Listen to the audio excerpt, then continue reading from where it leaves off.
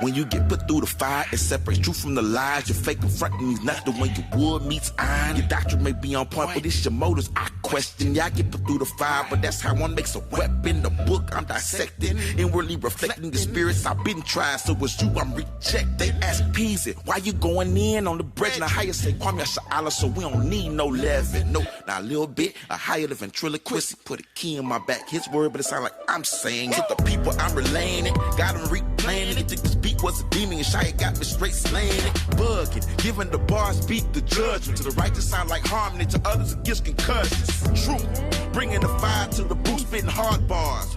I think I just lost the tooth. Now this music ain't secular. I'm just taking it back and care less about your vernacular words. I gon' take it back. Righteous, upright, well respected. No Democrat or Republican, but may be elected. He on a campaign, ain't looking for votes. He vowed to stick to the book. His father he quotes, ridiculed like Ezekiel. But them his people though. They say they do it for peace, but they doing evil though. Who you talking to? To the Hebrews that super, just throw the stone. Yeah, there goes Super Dave, short for David. Yeah, he made music but put in work out those straight shots like David. Yeshaya, please save me. I ain't got your strength. They do it for rank, but for a higher, I do it in pain. Tearing down strongholds, calling out the liars. Now they coming together to shut me up like Jeremiah. To stand and test the fire, to stand and test the time. Like fine wine, the metal that's made fine. It sounds like, yeah, right there. That's what it sounds like. You feel me? It sound like it's hot but beautiful at the same time. You feel me? Real Judah, you dig? Yeah, just making fine metal out of us, you feel me? You know, refining us like we in a refinery, you dig? And listen to it, you hear me? Yeah. We passing through that every day, you dig? We just don't want to get stuck in that, you hear me? So we follow them scriptures, we follow them commandments, we do these works, keep our faith up, you hear me? Because either or. You know what I'm saying? Righteous or wickedness. You feel me? Let go. It's truth for life, 100% of faith. Abraham's bosom or waiting the lake. I chose the fire, not the eternal fire, but the fire that shows I have the requirements that's required. Works, faith, and the conviction to pack the boat with serpents all in your face. Patience, even with the burner on your waist. Turn your cheek and show love, that's what the burner on your waist. Diligence, temperance, kindness to your brother. Treat him like yourself and treat her like your mother. He said, do these things and your team gon' grow. Your election will be assured and you will fall no more. Screw Jehovah, Peter gave me the blueprint. I'm gon' pass through the fire, but Peter gave me the coolant. The plastic gon' burn up, the wood gon' burn up. Everybody 100, man, the kingdom gon' turn up. I feel a war coming, so I bring warriors to the body. You bring teachers, she bring doctors, but we all one body. Fight hard and love hard. Hey, welcome. This is Real Talk 101, Sunday afternoon to 6 to 8 p.m.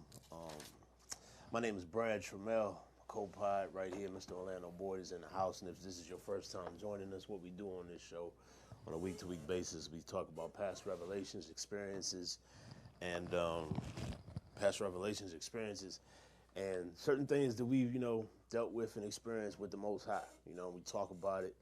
We talk about scripture as well, and then we also reveal the way that the devil is, try to, maneuver his plan around us or make us go according to his plan, actually. And we just reveal him for the sucker that he is.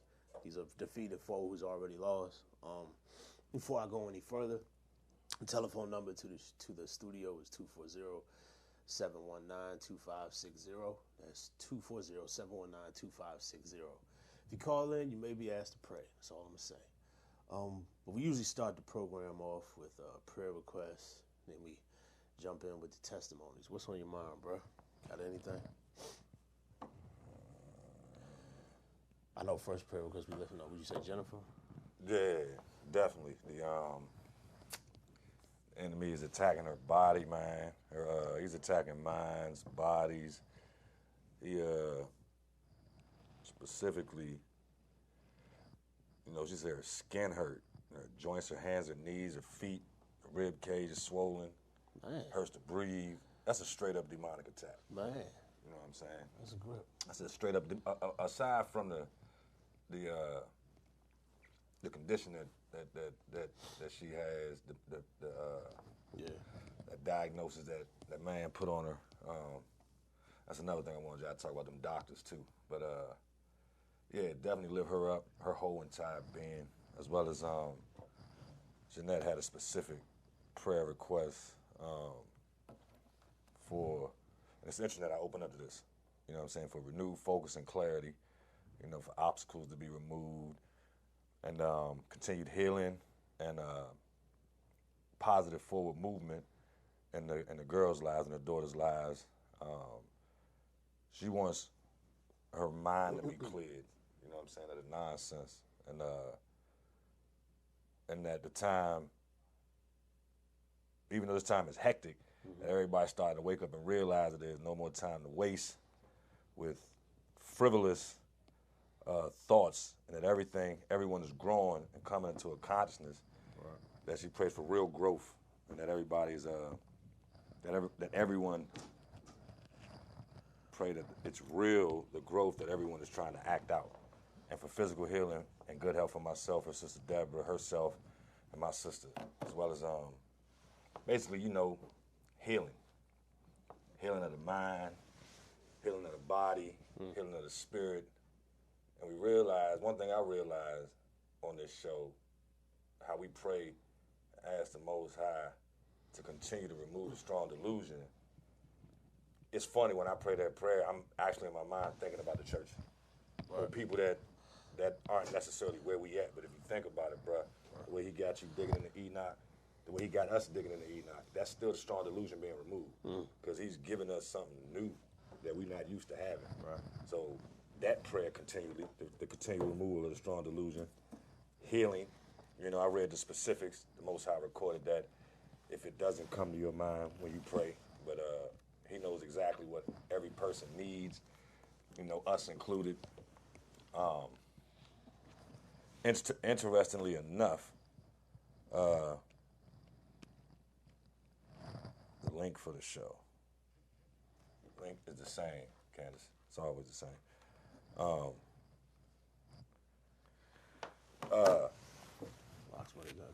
Yeah, I mean, it's, you know, the link, like Reggie be sending out the link, I guess, but it's on, you know, you ain't got that. Let me see. Yeah, so that's the prayer request. You know, I got an interesting testimony, and it's not the typical testimony, because most people testify of, you know, when the Most High does something, you know, like positive. Bro, I've been broke down, Slim. Broke down. And I'm appreciative that Most High has counted me worthy to be tested the way I'm being tested. You know what I'm saying? Consider his servant Job, what he allowed Job to go through. What I'm not going to do is curse the Most High. Never. I'm not going to do that. And the devil, he knows that, yet he pushes me. He pushes me, not to curse him, but to question him. You know what I'm saying? And I'm not going to question him either, because he know what he doing. What he say in that joint? He said, man, if he turned away from us, everything would be destroyed. He's in control of everything, good and bad. What's up? I am. He says this is the second book of Enoch. Speak up. This is the second book of Enoch. Chapter 33, verse 3, and it says, I am self-eternal, not made with hands and without change. My thought is my counselor. My wisdom and my word are made, and my eyes observe all things, how they stand here and tremble with terror. If I turn away my face, then all things will be destroyed. And apply your mind, Brad, and know him who is speaking to you, and take thence the books which you yourself have written. His thought is his counselor. His thought is his counselor. He had us open up tonight to Jeremiah 29:11. And before we even break into the prayer, you know what I'm saying? What's up? No, go ahead. Before we even break into the prayer, just to set the stage, the Most High's thought is his counselor, right? His thought is his counselor. Yet he tells us in Jeremiah 29:11, in the KJV, for I know the thoughts that I think towards you, saith Yahweh. So if his thoughts is his counselor, he's sharing his thoughts with us. Thoughts, for I know the thoughts that I think toward you, saith Yahweh, thoughts of peace and not of evil, to give you an expected end. Verse 12, then shall ye call upon me, and ye shall go and pray unto me, and I will hearken unto you. When we pray his thoughts that he sends us back to him, meaning when we give, not throw the word in his face, when we give his words back to him, then shall ye call upon me, and ye shall go and pray unto me, and I will hearken unto you. And ye shall seek me and find me when ye shall search for me with your whole heart. We holding on to stuff in our heart that ain't got nothing to do with the Most High. Nothing. That's why it seems like prayers ain't being answered. We too busy worried about stuff that he ain't thinking towards us. You dig what I'm saying? You got to understand what's coming from him and what's not coming from him. What it say in the Jerusalem? That's 11, 12, and 13. 11 says, I know the plans I have in mind for you. It is Yahweh who speaks. Plans for peace, not disaster, reserving a future full of hope for you. Then when you call to me and come to plead with me, I will listen to you. When you seek me, you shall find me. When you seek me with all your heart, I will let you find me. I will let you. I will let you. It is Yahweh who speaks. It's Yah who speaks. He going to let us find. See, we can't find him unless we seeking him with our whole heart. Man. That's what he said. Here go to Tanakh, verse 11. For I know the thoughts that I am thinking for you. I love that. For I know the thoughts that I am thinking for you. Yeah. So when that BS get to jumping off in our head, that's not the Most High thinking those thoughts towards us. We got to learn to dismiss it in our mind. Dismiss it in our mind. This is the battlefield right here. This is frivolous. This is frivolous. You dig what I'm saying? For I know the thoughts that I am thinking for you. The word of Hashem, the word of Yah. Thoughts of peace and not evil, to give you a future and a hope. You will then call out to me and follow me. You will pray to me and I will listen to you. You will seek me and you will find me if you search for me with your, I like that. You will seek me, and you will find me if you search for me with all your heart. I will make myself available to you. The word of Hashem, the word of Yah. And I cut that verse 14 off. But I think that's the key to all of this. Had we not turned our thoughts and our hearts to the Most High Yah, not to the God of the Amorites, who we serving in Egypt.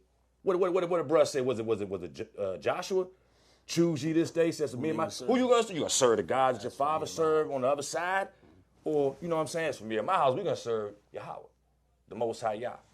So there's a mental decision that needs to be made.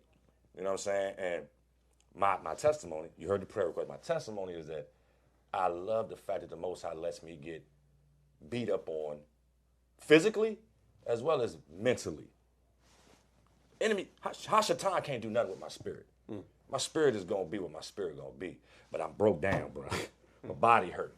You know what I'm saying? And my mind hurts. Yeah. My mind hurts sometimes because you can't. I mean, I'm not going and talking. I'm not knocking nobody that seeks counseling. You know what I'm saying? That goes to talk to therapists or whatever. Whatever floats your boat. But it seems like a waste of time to me to talk to somebody that doesn't have the understanding that I have. I'm gonna pull my issues out to you so you can give me some man-made, on the clock type of counsel. Right. If you seeking the Most High, cool, I'll hear you out. But if not, if you're gonna try to diagnose me with something and give me a prescription for me to go see one of them demons that they call doctors, nah, I'm not doing that. And that ain't all of them. Some of them mean well. You dig what I'm saying? The Most High, He gives us these abilities, but they mistreat it, they abuse it. I don't think we need medicine. Me personally, I pop my amlodipine and narcotics. That's what they give us. Right. Yeah. They treat symptoms. Yeah. They don't heal you. They don't heal you. They treat the symptoms to bring you back. Right. To keep you coming back to them. So my thing is, bro, if you know what's wrong, which you don't, because all you can do is ask me how I'm feeling and give me something to help curb that feeling. Man, I can smoke a J and do that. I can take a shot and curb the feeling. That ain't helping my situation though. You understand what I'm saying? So, yeah, I'm not rocking with them, but I'm thankful that the Most High knows enough about us that He knows how to shape us in the way that He would have us shape. Everything has its purpose. And we've read this in there's key holders to everything. The course of the wind, the course of the rain, the course of the dew, the lightning, the clouds. Man, everything has its course. It ain't just decency and order in church board meetings. That's BS, because it's very rarely decency and order in church activity. But in the world that we live in, the Father of the earth knows His baby. He knows the earth, and we made from the earth. and him. Visible and invisible things. You know what I'm saying? So, yeah, that's my opening. And I'm just curious to see what the Ruach gonna do going forward. I got a prayer request, but I'll go ahead and mention them in the midst of the prayer. Don't bow your heads with us. Most High Yah, thank you for assembling us yet again on another Sunday. Thank you for bringing us here and giving us strength, for forgiving us of our sins and having your grace and mercy continually before us and around us. Having your troop of angels guarding and protecting us so that the enemy cannot get at us. Right now, your father, one of our sisters is going through it, Jennifer, her aches and her pains and everything that's going on in her physical. And this is all but the last-ditch attempt for the flesh to try to gain the upper hand over the spirit that is within her, that is within us, the aches and the pains that we feel and the attacks that we get on our health person. I'd say, Father, I ask that you please heal right now, as I know that you can in your son's mighty name, Yeshua. I pray that there's healing over Jennifer even right now as we speak. I also pray for Jeanette, who has a myriad of prayer requests, Father, and probably much more that she has not mentioned. And I'm so glad that you intricately know exactly what she needs, Father. So I'm praying that you be with her and her entire situation for guidance, for wisdom, understanding, for moving forward as a woman of Yah, and that she can be an example to those around her, including her family and her friends and anyone else whose sphere she enters, Father, because that's what we're supposed to be doing. We're supposed to be your pride and joy, the ones that you've picked to represent you everywhere else in this world, Father. So I pray that people see that, especially when they listen to us here, and they hear your voice here. I pray they're encouraged to seek your face and to seek through your word to find truth, your truth especially. So I ask that you continue to be with us while we're here. Send your holy Ruach. I ask you to be with Bill, Father, who I wrote this week. Keep him on the up and up. I don't know his situation. I'm looking forward to a response with that. Be with my coworker, Cherry. You know how she's dealing with still mourning the loss of her son from earlier this year, Father. I just pray that you continue to be with her. Be with my family, O's family, definitely, and be with the efforts of the outreach group that met yesterday at my house in our efforts to try to, do your work in especially this season for all the homeless who are outside and the elements who, really ain't got no shelter for this type of stuff, Father. Help us to, this is what you said is good to do in your word, to help the widows and the homeless and the orphans. You said to do that. And if we were to do anything to slight them, then we've had to face your wrath. So we definitely don't want to do that. Continue to be with the studio. Bless and forgive all the show leads who come in here, every person who's represented in the studio. Be with the management, those who work on the boards and the overall management, Father. We just ask that you bless this studio and continue to lead us, guide us in your path, Father. Whatever you have for us to do, that's what we're going to do, no matter where it is. Continue to be with Darian, too, as he is fighting for truth in his path, Father. And I thank you for hearing and answering our prayers. And we look forward to another week coming up. Your son, Yeshua's name, I pray. Amen. Amen. Yes, sir. Jeremiah 29:11. My testimony is pretty general, but man, yesterday just had a magnificent day with my father, man. And Wow. I finished reading the second book of Enoch, entitled The Secrets of Enoch. And then during reading it, I found out that he wrote more than just these two books. So I immediately had to stop and find out where the third one was. And I found it online. I bookmarked this as a PDF, so it's all in text format. I could scroll. I want to get the softback copy just like this. So I got to get that off Amazon, but I can't wait to read it. Because this book right here, this second book of Enoch, man, we were walking through it, and I know we talk about this on the show, but there was a specific point in there where he just walked Enoch through what he did in creation. And I found out a whole bunch of things. And then I met with O and my sisters yesterday over the phone, and we read back through it, just a couple chapters. I don't even know how far y'all got when I got off, man. But We got to 42. Man. But it kept blowing our minds. We had to stop. Yeah. You know what I'm saying?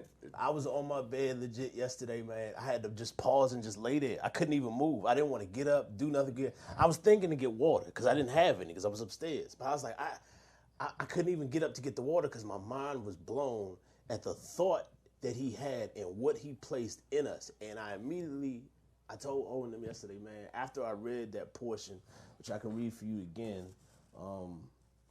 Matter of fact, I'm going to just read it to you right now. It's the joint that just hit me hard. It's come from the second book of Enoch, chapter 30, verse 10. when he said, on the sixth day I commanded my wisdom. I commanded my wisdom to create man from 7 consistencies. 1, his flesh was from the earth. 2, what's up? Stop right there, bro. Okay. Because I wish you to start it from further back, but I'm not gonna. I'm gonna let you. I'm gonna let the spirit. But I just want to point out the fact that we get little bits and pieces in the Bible, the trusty Bible. Right. All we're told is God said, "Let us make man in our image." He knelt down in the dust of the earth, and he formed man, and he breathed into his nostrils the breath of life, and man became a living soul. That was mind blowing At the time. How could God form man out of dirt and breathed into his nostrils the breath of life, and he became a living soul? That's a whole lot more to us than what they gave us from this. Yeah. Keep that in mind as you hear the breakdown of what all you get is he knelt down in the dirt, formed man in the dust, breathed into his nostrils the breath of life. That's it. Man became a living soul. That's everybody's just like, oh man, that was so powerful. That's how God made man out of the dirt. Tell him how he made us, bro. Man. The fact that it opens up saying, I commanded my wisdom. Who has ever framed a statement like that? Nobody but the Most High can Nobody. do it.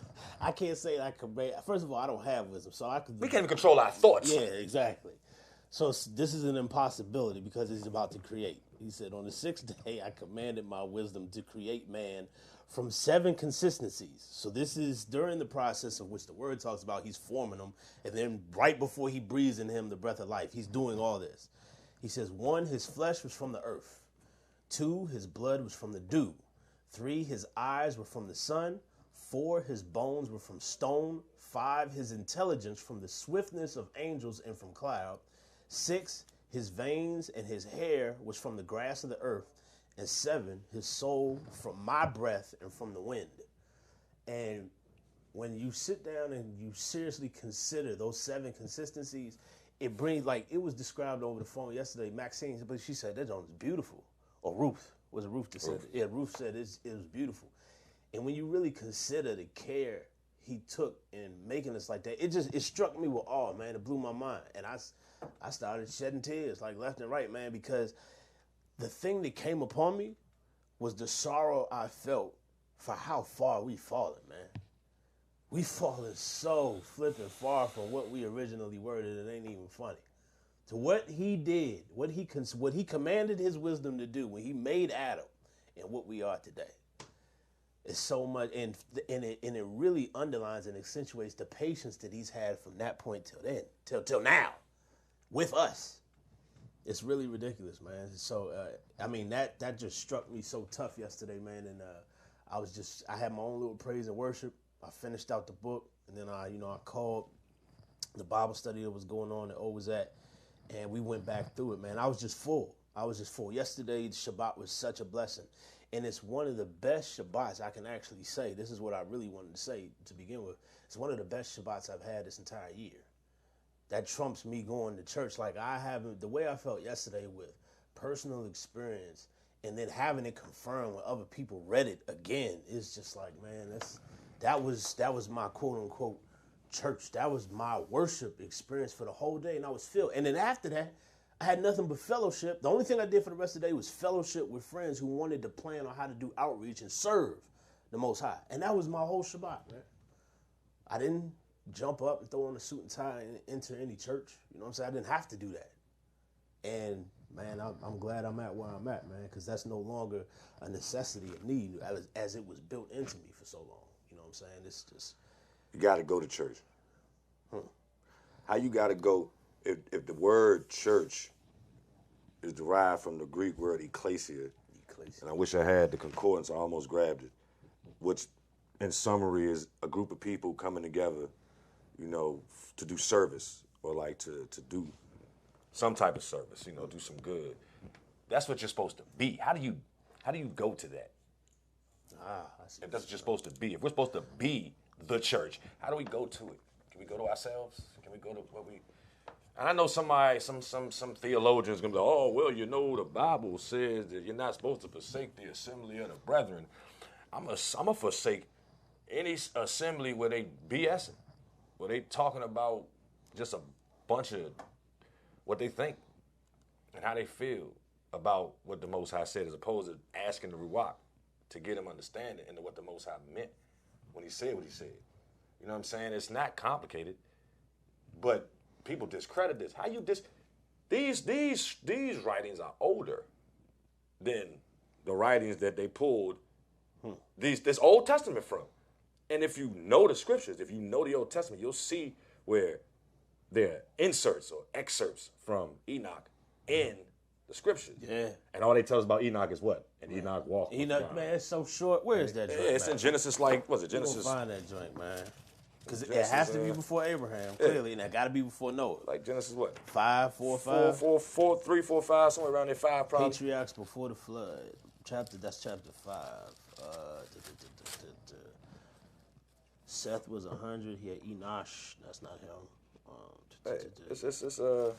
Here we go. Starting at verse 21. 21. Yeah. Well, I'll go back to 18 because it's talking about Jared. That was his father. He said when Jared was 162 years old, he became the father of Enoch. After the birth of Enoch, Jared lived for 800 years, and he became the father of sons and daughters. In all, Jared lived for 962 years, and then he died. When Enoch was 65 years old, he became the father of Methuselah. Enoch walked with Yahweh. After the birth of Methuselah, he lived for 300 years, and he became the father of sons and daughters. In all, Enoch lived for 365 years. Enoch walked with Yahweh, then he vanished because Yahweh took him. And then it goes to Methuselah, and that's all you get. Yep. Enoch walked with God. Enoch walked with Yah, and he was not. And he was Yah not. took him. That's right. He was not. Yeah, and that's what that just sounds like. He was not. He was not what? He was not what? I want to see what the Tanakh say. Go with your point. I'm going to see what the Tanakh say, though. With that, was it 5? Yeah, it was chapter 5, starting in the 20s. It don't go no further than 24. Enoch lived 60, verse 21 in the Tanakh of chapter 5 of Genesis. Enoch lived 65 years and begat Methuselah. Enoch walked with Yah for 300 years after begetting Methuselah. Mm-hmm. Okay, and he begat sons and daughters. All the days of Enoch were 365 years. Mm-hmm. Enoch walked with Yah. Then he was no more, for Yah had taken him. Yah had taken him. Methuselah lived one, and then goes into Methuselah. That's it, man. And the interesting thing is, it's so subtle because it's almost like it's buried in that joint. You know what I'm saying? It's like you say Enoch walked with Yah, and then he took him. And that's the first person. Yeah, that's the first person who got to where we all trying to go. Took him where though? But it's almost like it's minimized, man. And then I find out that Enoch wrote books that the Most High had conversation with him face to face. He said he walked with him. So he called him into his presence. Come on. Gave him a breakdown. Told him. Told him. First of all, the two angels that came and escorted Enoch into the presence of the Most High. He when they came and got him, first he was scared. You know what I'm saying? But they told him, if I'm not mistaken, to let his family know. Tell him don't come look for you. Yeah. Tell him you about to make a move. You know what I'm saying? You'll be back, and don't come look for you. You know what I'm saying? He did that. He hollered at Methuselah. He said, look. He went to the door, called Methuselah, like, look, man, I got to do something. Don't look for me. Don't search for me. I'll be back. He went to the Most High. He went to the presence of the Most High. Most High told him, sit down next to Gabriel. At my right hand, if I'm not mistaken, my right or was the left? Right hand. Sit down with Gabriel, and I'm going to give you this breakdown. And he gave him a vicious breakdown. Then he told him, you go back down there and tell your household what I told you, because you got 30 days. Mm-hmm. And then you're coming back. So it ain't so much he just took him. Like he just, hey, I like that, let me take that. No, it was a game plan. Mm-hmm. He had a game plan. Why didn't he give us the game plan, man?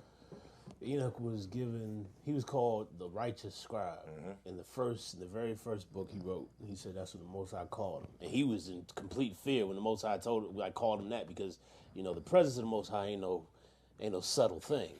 We can't even look at it so long. I ain't even gonna get into what happened right before Enoch had to come back down here, and a gigantic angel who was menacing made of frost had to freeze his face. Said he had to freeze his face because the glory that he had absorbed from the Most High. Read it. This older angel. He said an older angel came and stood next to him, menacing. I see it. I see it. I don't know about y'all. I see it. All right, so this is chapter 37. And Yahweh called upon one of the older angels, terrible and menacing, and placed him by me in appearance, white as snow, and his hands like ice, having the appearance of great frost. And he froze my face, because I could not endure the terror of Yahweh, just as it is not possible to endure a stove's fire or the sun's heat and the frost of the air. And Yahweh said to me, Enoch, if your face be not frozen here, no man will be able to behold your face. Plain and simple, man. He was in the presence of the Most High.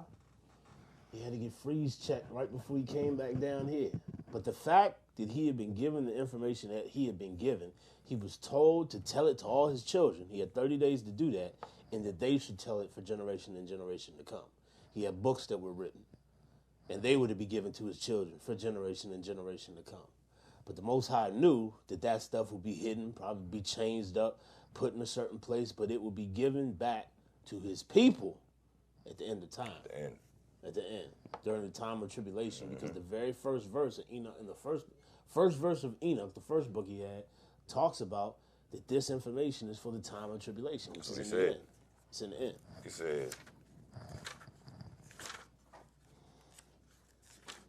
He said, the words of the blessing of Enoch, wherewith he blessed the elect and righteous who will be living in the day of tribulation, when all the wicked and godless are to be removed.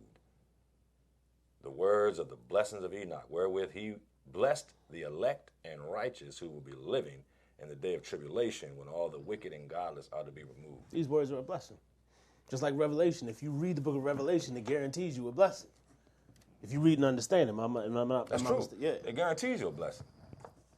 The word itself, the Most High's word is not going to return unto him void. So if he has a plan, and you allow his word to plant the seed in your mind, if you allow his wisdom to be your counselor, and cultivate the field of your mind and drop them seeds, them gems of wisdom in there, you have no choice but to grow. He planted a garden, east in Eden. You know what I'm saying? After you call the earth to bring forth all the you know what I'm saying? And the earth ain't round. It's not round. It's not round. It's not round. Oh yeah. But that might scare some. In order to really absorb what we telling you, you really got to unlearn what you think you know, man. You really do. And we tell you every time, match what we saying to what the Ruach is telling you. You got to pray for him. You got to ask for his wisdom. You got to seek him like we started this joint out, and search him with all your heart. Then you will find him. He gonna confirm what's real and what ain't. He ain't gonna let you be lost in darkness if you don't want to be. If you choose to take him at his word and to trust him for whatever he says, no matter what it may do to defy your logic or your reasoning or everything that you might know right now, then you're going to be good to go. But if you don't. Brother. What's up? I think we need to finish 29? Jeremiah chapter 29. We read the whole daggone chapter. Let's do it. I believe we do, because 19 just jumped out at me. But 15 says, because ye have said, Yahweh hath raised us up prophets in Babylon. Because ye have said that Yahweh hath raised us up prophets in Babylon, know that thus saith Yahweh of the king that sitteth upon the throne. Know that thus saith Yahweh of the king that sitteth upon the throne of David, and of all the people that dwelleth in this city, and of your brethren that are not gone forth with you into captivity. Thus saith Yahweh of hosts, behold, I will send upon them the sword. The people that's been ruling us over here ain't necessarily, it ain't over there. Sitting on the throne of David. Thus saith Yahweh of hosts, behold, I will send upon them the sword, the famine, the pestilence, and will make them like vile figs that cannot be eaten. They are so evil. And I will persecute them with the sword, with the famine, with the pestilence, and will deliver them to be removed to all the kingdoms of the earth, to be a curse and an astonishment and an hissing and a reproach among all the nations whither I have driven them. Who is he talking about there? Is he talking about the children of Israel? That's what I believe, yeah. Because Jeremiah is talking to him. Well, he's telling this to Jeremiah. There's a letter to the exiles. Okay. That's what 29 is. So he's talking to the ones that have already been exiled. Yeah. Because this is what, in 19 it says, because well, let me keep reading. And I persecute them with the sword of the curse, and then will I have driven them. 19, because they have not hearkened to my words, saith Yahweh, which I sent unto them by my servants the prophets, rising up early and sending them, but ye would not hear, saith Yahweh. 20, hear ye therefore the word of Yahweh, all ye of the captivity, whom I have sent from Jerusalem to Babylon. Thus saith Yahweh. Now, I'm looking at it like this. I know this is literal. I know Jeremiah is talking to the captives of Israel that are in Babylon, but history repeats itself. What's up? Also remember, because I was just scanning this to make sure my placement was correct. Remember when Yah told his prophet, he was like, look, y'all are going to go into captivity, but do not resist captivity. Because if you do that, you're going to be destroyed. That's what he's talking about. He's talking to the exiles, but he's saying he's going to send the plague and all that stuff you just read to those who went against his word and resisted captivity and stayed away. So those people are the ones that are going to get hit. So what's going on now in comparison to the scripture? Being in Babylon, feeling like the Most High has given you a prophet. Listening to what these conference presidents and these pastors and stuff is conjuring up against you, or to give you as instruction. Right. I think the same thing is going to happen. I believe it's happening now. I tell you what, based on the conversations I had yesterday, that little meeting, a lot of people, we already noticed, a lot of people are waking up. A lot of people are making the decision to leave church or the structure of it. They're not leaving church to say, "Oh, forget God, I ain't dealing with him no more." That's not what we're talking about here. Not at all. These people are not leaving the Most High, but they see things that are not representative or indicative of him or his presence or his character within the church, and they leave that atmosphere because they can't take it no more. It's for real. It's not so many people just making an abrupt decision. This is a wearing down. Like, they're reluctantly leaving because it's like, well, man, this is what I've known all this daggone time. And this is where I felt the presence, but I'm seeing so much adversity. I'm seeing so much falsehood, so much lying. I'm seeing so much fakeness. Like, people ain't being real. I'm seeing so much attention being on money. I'm seeing you know what I got told yesterday? The conference had originally planned to move everybody out of J&A to another location in school because they wanted to sell that property because it was in a hotbed of up-and-coming real estate. They did that too. Yeah, but when it happened, they didn't get as much as they were going to get for it. Now the whole building is sitting there unsold. Nobody bought the joint. And it's still sitting there as if people could go into school the next day. What they wanted to happen was to sell it as a nursing home. But the inspectors came in and said, this building's about to fall apart. We ain't putting no old people up in here. It's dilapidated. So because of that, they missed out on the payday that they thought they was going to get by moving everybody out that building, showing that the whole real reason they were doing it was for the profit. And I was like, is that really the case? Who made that decision? That's my first time hearing that one. But the information I was given on this, it actually kind of made sense to move J&A into Sligo, and they call it TA Prep now. Right. So those are the two elementary schools in the area. Yeah. Actually, J&A was like a elementary/middle school, wasn't it? Wasn't that from K to yeah, they had little 7th, people 8th in there. grade? They did have little people in there. Yeah. We came in there several times. It was like a middle school too, though, wasn't it? That was, I think, They had the little kids in there. I definitely remember that. So what was J&A? What was that? Was it the 6th grade? Because I know TA starts at what, 9th? Yeah, TA starts at 9th to 12. Something like that, 9th to 12. I mean, either way, that's neither here nor there, but I didn't know that. I didn't know they was planning on trying to sell that property for something else. But you know, when you about money, that's what you do. That's what you do. You do stuff like that. I don't know. You know. But I got a lot of this stuff because the reason this happened to begin with was because of disobedience and the children of Israel not taking heed to the instruction that the Most High gave them by way of his prophets. They went through what they went through. Same thing happening right now.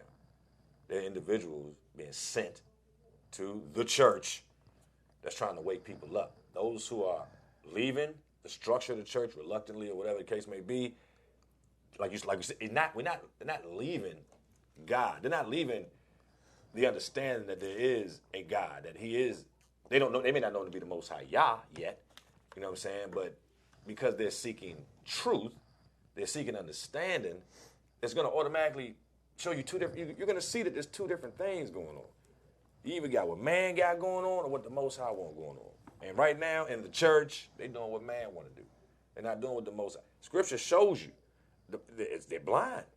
They're blind guides. You know what I'm saying? They're blind leading the blind. Both of them gonna fall into a pit. You know what I'm saying? Unless they open their eyes and their ears and receive this heed, this warning that's being given. It's trying to be given. Seek truth. Seek truth. Stop worrying about what's been done up to this point. Get a relationship. Check your thoughts. Compare them with Scripture. Do they line up? Or are your thoughts coming from the pastor? Are they coming from the Most High? When you study for yourself, are you trying to make the Scripture say what the pastor said to you this past Saturday or Sunday in church? When you start studying Monday or Tuesday, are you trying to go and make what you see in this book, what you heard from the pulpit, or are you listening for the Spirit to lead you and tell you whatever he would have? He might tell you flat out, man, don't pay attention to nothing you heard in church. This is what I was talking about. This is what that scripture really means. Most people, because of their commitment and their devotion to their pastor and to their church family, they're going to dismiss the Spirit. Because that Spirit ain't in that church. The Ruach ain't dead. Some spirit floating around there. People get to jumping around. They got the Holy Ghost. I don't know what you got. You might have Tourette's with all that shaking and jumping around you're doing, but I don't know if it's the Ruach. I doubt it, very seriously. I don't see no example in Scripture where the Ruach ever made nobody act like that. Yet. I don't know. I haven't read all the Scripture. Apparently, I ain't got that book. I got to get that book. But I doubt it's in there. Yeah, man, I ain't heard of that. There was an evil spirit that came into that little kid and had him shaking and foaming at the mouth and fall on the ground. Yeah. That was an evil spirit that did that. That's in the Scriptures. Yeah, all that nonsense with the pastor hitting you upside the head with the palm of his hand, man. Yeah. It's for show. It's to get into your pocket. It's an emotional thing. You know what I'm saying? It's to get you emotionally involved so that you'll be more susceptible to give money. It's got to be real. We got to keep this going. Man, you better come out of her. Come out of her, my people. Yeah, people coming around, man. I'm glad the wisdom that we're getting from the book, though, because, I mean, one thing that it did tell us, it gave us a charge. We didn't just read this information and just like, okay, it's for our benefit, our spiritual growth, but it says we got to teach it, man. It says we got to tell people who are willing to listen and encourage them to learn as well, too, man. It's always about that. That's the thing, man. People got to be willing to listen. But they're not, people aren't used to hearing stuff. Not used to hearing stuff like this. It scares them. It goes against what they've been taught growing up, or what you hear a lot of people. I know a lot of, like, I ain't gonna call no specific names right now, but there's a church where the individuals in that church, they built the church themselves, and a lot of them came out of the world. Some of them came out the Catholic Church, some of them came off the streets of D.C., and let them tell their testimony. Jesus saved them. I was all in with that growing up. So I'm trying to, well, I feel like I kind of cheated because I was born in this. Jesus ain't had to come save me. I was born with access to him. You know what I'm saying? So I got that understanding. But I'm watching these people, and I'm saying that they're not really evolving from wherever Jesus brought them to. But this is supposed to bring life. It's supposed to do this. It's supposed to do a whole lot of stuff. You see the sequence of events that took place with the children of Israel. And the Most High said, I'm going to do something different. I'm going to do something. If everything's been the same since inception to now, and you see the stagnation of the children of Israel throughout scriptures and how they got punished for that, shouldn't you be looking for something new or something different? Okay, yeah, he got your attention by way of this delusion that he sent, but now it's time. Now he's removing it. You should definitely have your eyes open for. I mean, the thing is, if nothing shakes you to wake you up, then what will? I mean, if it's not inside, let's say, okay, you are going to church and on a regular basis, and you are quote unquote sleep. You're satisfied with whatever the pastor gives you on a week-to-week basis, and then during the week you barely pick up the word to pray. Do you not see, or are there not signs in your immediate environment or your area that should let you know it's like, man, like I need to, like there's something needs to be like a soul check.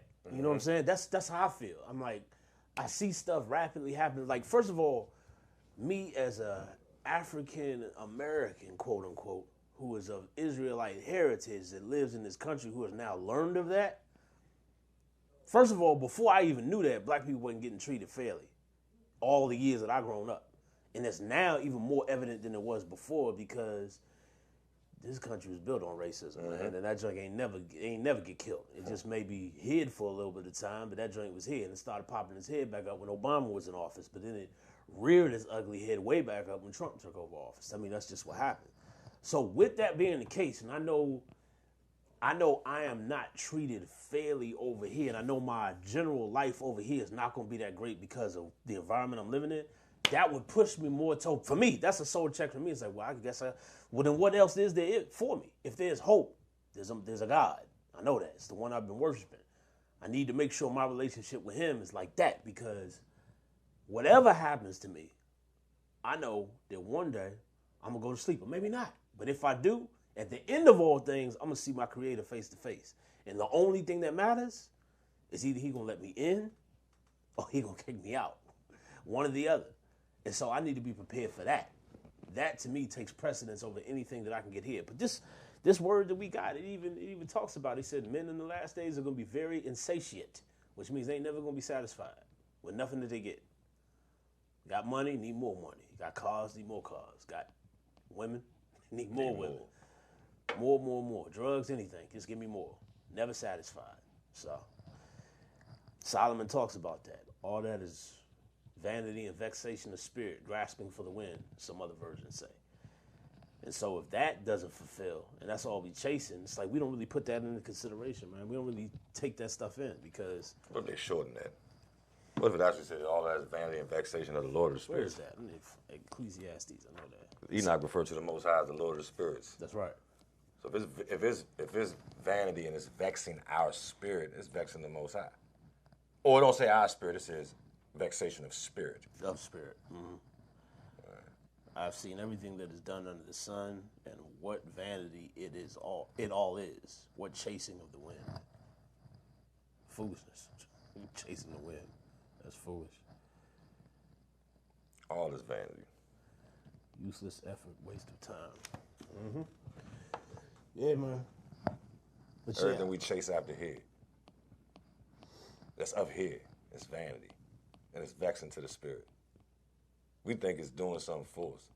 It's uplifting us, helping us grow in somewhere. But it's crushing our spirit. It's temporary. Yeah, man.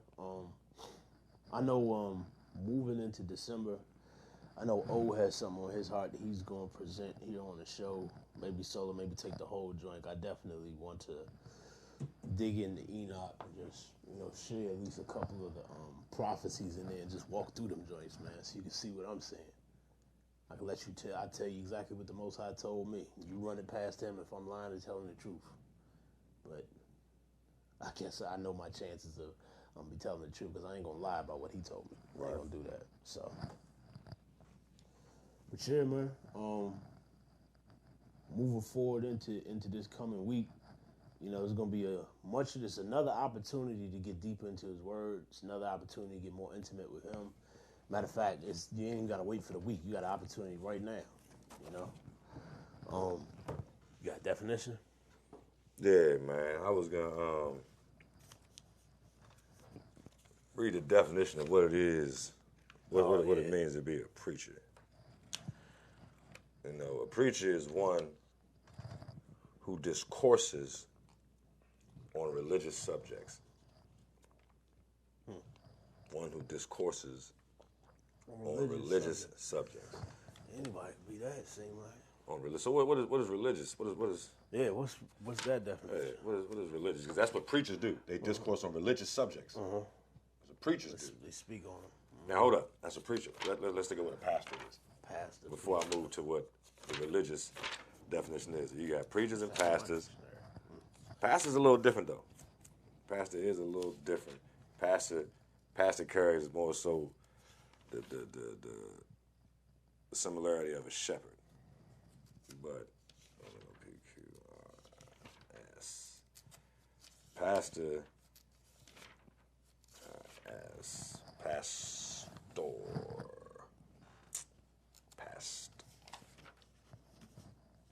pastor, a minister in charge of a church and congregation. A minister in charge of a church and congregation. The rare definition of pastor is a shepherd. It says rare. The rare definition of pastor is a shepherd. Yeah. Okay. Yeah. So a minister in charge of a church and congregation. So you got a preacher who is one who discourses on religious subjects, or a pastor who is in charge of a minister in charge of a church and congregation. But when I looked up, like pastoral, pertaining to shepherd or to rustic life, rural in spirit, pastoral, pastoral ministry, pertaining to the duties of a minister, simple and unaffected. It don't look like that no more. Producing a rural effect. A poem, play, or story showing the life and customs of a shepherd and shepherdess. Also, such poetry collectively as a literary form. Any poem of country life. So, pastors, in my opinion, should be more of a mind to live rural, rustic type lives, not flashy. Oh no. You know what I'm saying? Not that. You know, you couldn't survive in the woods. I think it's more dangerous if they do it if they live like that. Yeah. Because you're in a position, man. That's what the Pharisees. That was their trap. They got addicted to that power. They got addicted to that power and the luxury and the money and the fame and the attention. You look up religious. It say discourse on religious things. Religious. Religious. H-O-L-M-N-O-P. Religious. And I'm religious. Religious. Religion. Religious. Feeling and living in accordance with the belief. Feeling and living in accordance with the belief? Yep. So that's not it. It's more. I'm just going to get back to my preacher. Where's my preacher at? Okay. Preacher. One who discourses on religious subjects. Religious is a feeling and living in accordance with a belief in a divine power to whom obedience and reverence are due. It's religious. Feeling and living in accordance with a belief in a divine power to whom obedience and reverence are due. So the preacher's job is to discourse. One who discourse. You I'm thinking like speech. That's what I was thinking, but we can be sure. This discourse. Yeah,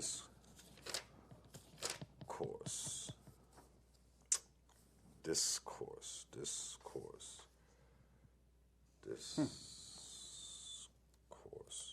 discourse. This is speech. Discourse. Discourse is connected expression of ideas, written or spoken, conversation, a lecture, treatise, or sermon. You know, connected expression of ideas. So, if a preacher is one who discourses on religious subjects, he's talking about connected ideas and expressions, written or spoken, involving feelings and living in accordance with a belief in a divine power to whom obedience and reverence are due. Devout, righteous, pious. This is unreligious. And of or pertaining to or set apart for religion. I was going to go to religion next. As a religious school teaching or setting forth religious books, bound by monastic vows, belonging to a monastic order, religious, monastic order, strict, conscientious, scrupulously faithful, as performed with religious care, monastic. Like of monasteries, like where monks be hanging and stuff like that. We'll see, monastic. Because I mean, most I got something against these jokers. I want to know why. Monastic.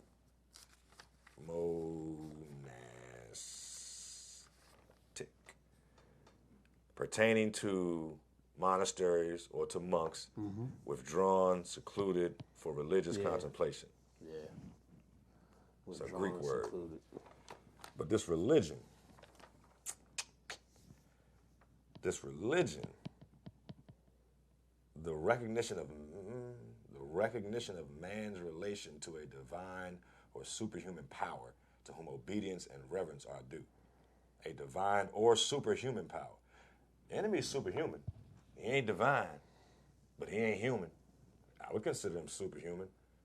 Divine or superhuman power to whom obedience and reverence are due. Faith in and allegiance to a god or gods, the outward acts or practice of life by which men indicate their recognition of such relation to those gods or gods. Any system of faith and worship is religion. Any system of faith and worship. System of faith and Any worship. system of faith and worship. Now, this country got religious freedom. So you can incorporate any system of faith and worship to God or gods, and it could fall under You can religion. worship how you want. It falls under religion, by definition. Religious freedom. Religious freedom. Should we really be free to do that? Actually, it makes the water more makes it- murky makes it to very do that, which is why it's allowed. You know, you don't care how it's done; you just want it to get done. Any system of faith and worship let's look at the example they give. Any system of faith and worship as the religions of the Greeks, Hindus, and Mohammedans. Specifically, conformity to the teaching.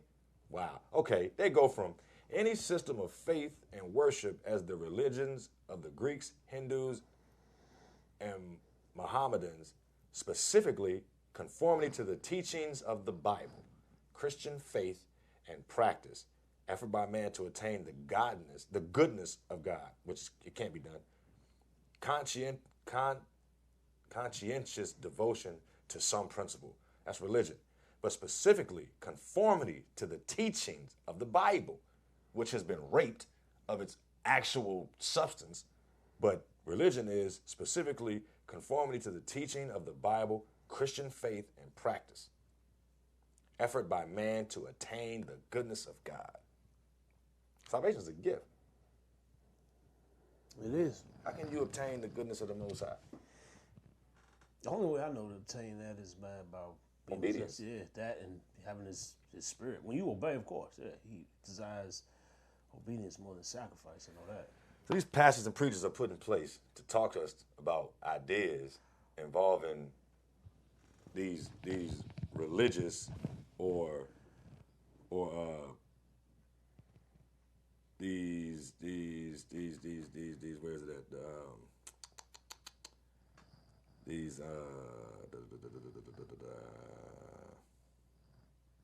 religious these Greeks, Hindus, these specifically conforming to teaching. Basically, you're put in a position, as far as in the church, to conduct conversations about the ideas that man have put together in the Bible, basically to bring you to the understanding that them people would have you had. Now, that's the preacher's job, to give you to talk about what's in the Bible, to talk about it. I don't know if they specifically have to live it. I mean, it talks about monastic, you know what I'm saying, stuff or whatever. But if the Bible has been manipulated to make people live a certain way, think a certain way, be a certain way, if it's actually designed to create a level of separation between the Most High's people and his enemies, for real, and this country was not only founded on racist principles, but Christian principles. We were subject to slavery because of disobedience for a period of time set aside by the Most High. But the way they treated us, it was prophesied about the way they was going to treat us. But as much as the Most High picked Nebuchadnezzar, until Nebuchadnezzar got beside himself, he said he instructed the Israelites, go When they come get you, go to Babylon. Could have been a way of preservation. You know what I'm saying? This was what it was. It was a way of preservation, just like he preserving us over here. Preservation, yeah. Even though we getting punished over here. Same thing. But why are we conforming to that? The 3 Hebrew boys in there, they didn't conform to their Babylonian captives. They still maintained their Hebraic way of life. Right. We came over here, got everything. Well, it was taken from us though. You know what I'm saying? Nebuchadnezzar didn't force them to do anything. He let them say, look, okay, y'all go ahead, don't eat our meat. Do y'all thing, and they looked better in the Test end. them. Yeah. And I think he actually didn't he change some stuff? He changed some of his regulations. Based on the test that Daniel and the 3 Hebrew boys went through, he said, well, they fairer, they're more wiser. Everything that they said was going to happen based on them eating the proper diet, they yielded the results. So he made all of them do that. Now look at what they're doing over here. They forcing all they crap down our throat. You can't go to a grocery store without buying some BS. They trying to kill us. They trying to kill us. Food swamp. They're not trying to adhere to what clearly worked in the past to preserve the Most High's people. It goes back to the greed of those companies that manufacture those medications that don't heal you but just treat your symptoms, man. Because those are multi-billion-dollar organizations. That's where everything is funneled, man. Those are like the foundations and the bedrocks of this I don't even know how to get to it. nation's wealth. I took a picture of that book, in that book, America Being an Accurate Description of the New World. Yeah. It talked about how, you know, in the public squares, they practice sorcery and like witchcraft. And like basically when they graduated, they were called doctors. Oh, wow. I took a screen. I don't know how to get to the that blame screenshots. I'm not gonna waste the time trying to do it, but it blew my mind because I heard my man Peasy say in a track, you know what I'm saying? He said warlocks, we call them doctors, and they turned in their black cape for a white coat, sucking out your spirit like it's lipo. They say vaccination is gonna change the nation. Now your son go to school in a trench coat. They're giving us all this crap. You know what I'm saying? Shooting all this mess into us. Bro, that flu shot mess. Man, bump all of that. Take your kids and get that mess if you want to. Go ahead, do whatever. But man, I'm not with it. They use us as guinea pigs, Joe. The Most High said, holler at him. Taught them he got a natural remedy for everything. Yes, everything, man. A natural remedy for everything. I don't need nothing that no scientist Man. that ain't seeking the Most High done put they very intelligent brains together and came up with something. How you got? I would encourage everyone listening. I'm a strong proponent for this moving forward, man. Just to let y'all know, all natural herbal remedies came from the earth that you don't have to go to some pharmacy to pick up. Explore those options rather than the pharmacy, because people spend hundreds of thousands of dollars on medication, and especially our elderly, man. They just raping them. Raping them. Keeping them sick. Yeah, and I'm just like, man, the body, we are fearfully and wonderfully made. The body can heal itself, and the Most High has given us the resources around us and from the earth to actually help us when we do become ill. Because there is sickness and pestilence because we got an enemy who derived all that nonsense. But I'm letting you know, man, do not put your faith in the pharmacy and in medications, man. Just don't do that. That stuff. Yeah, I'm a very strong advocate for that going forward. I heard about that nonsense, the people going over to Africa and giving people free vaccines. This one man said that he went over to Africa when it was when the AIDS epidemic was going on in South Africa, and hospitals were, you know, they had limited resources for like treating people. So this man from Britain went down there and said, I'm gonna open up a couple free clinics and just vaccinate people for a much lower discounted cost. What he was actually doing was infecting them because they were black, trying to cull the numbers, because South Africa was still going through apartheid and all that racism down there. He was like, but he did it all for the free, under the guise of, I'm trying to help you. Man, them Europeans, them sorcerers and them wizards and them witches, when they invaded these other lands where the Most High's people, or even Hamites, were dwelling, chilling, you know what I'm saying, living healthy, whatever they was eating, I don't know. But when you got the infection or the curse and the cure, when you got a disease and the cure, you're God to whoever you infect. Yeah. Because now they need you. They need you to get better. They're going to give you the sickness so that you can come back to them to get a remedy. They're not going to give you the cure. It's a cycle that you spend money. Yeah, because we want your money. We're gonna bait you in. We're gonna give you this super strong liquor. You know what I'm saying? To get you all discombobulated. They love booze over there. I thought drug dealers went to jail. Tell that to these pharmaceutical companies. Exactly. Man, they getting money. Hey, they getting money. And they Dealing- who the hell manufactured cocaine? Bruh. Crack, I mean. First of Come all, on, man, all that. who Meth. First of all, I know where the thought came from. But PCP. it's like, whose mind derived the chemical process of creating it? Because you just Scientists. don't get it out of a plant just like that. Google it. There's a formula. There's a formula. Google Yeah, it. They there's have a formula to get it. to make it. Scientists created this stuff. Man, As a matter of fact, I think it was Cocaine. Queen? The Queen of Spain? Biggest heroin dealer in history. Had the poppy seed over there, man. Oh, yeah, Yo, the they poppy pushed seed. dope. They wasn't just trading spices and oil. They was selling coke and heroin, Joe. That feel good. Hey, Slim. Heroin and that stuff goes back a long way. Vietnam, Even the Asians. Afghanistan. Yeah, The it goes poppy back a fields long- is mean. Mean, Why you bro. think we want control of that? So we can push that dope. Everything is about the resources, bro. Everything's about the earthly resource. Because when you have a foothold there, you got money. Because people want that. Drug dealing on a larger scale. Bro, they got a aircraft carrier. I just seen this joint yesterday. Might have been today. The United States military got an aircraft carrier. I think they said that joint is 5 acres. The size of the aircraft. Size of the aircraft carrier. Yeah, I'm crazy. I can believe that. I had to, because you said aircraft. I'm thinking of a plane. Aircraft carrier is that long ship. Yeah, I That don't, look like I don't a, want to think it's 5 acres long. But I'm do. thinking it's 5 acres. Oh, total. Surface area. Okay, But surface area. either way, Joe, TA lot. ain't but 2.5 acres. That's a lot. That's a lot. The whole area up there, 2.5 acres. I think an acre is like You would know. 45,000 square feet, I think. You would know. 1 acre, I think. It's either 45 or 75,000 square feet. I mean, Google probably check. I'm not gonna ask him. It's somewhere around there though. Right. You talking about, Joe, the dude say, man, and they can, and he's like, the guy that they was interviewing, the soldier they was interviewing, like it's nuclear powered.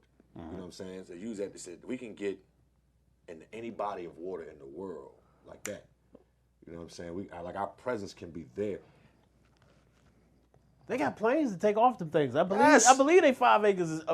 You got a plane that has a boat's length to take off. Remember them planes look like babies on them ships. They do. Those fighters look like little toys on them carriers. Because Joe. they be lined up and parked like this, and they be like 7 or 8 of them. And them carriers got destroyers that roll with them. Yeah. You know what I'm saying? And That's then whatever the them other joints, That's their guns. that's man. gun But they ship. got weapons too. Oh, they got this. Oh, they got weapons. But the battleships are those are the hitters. They're built for.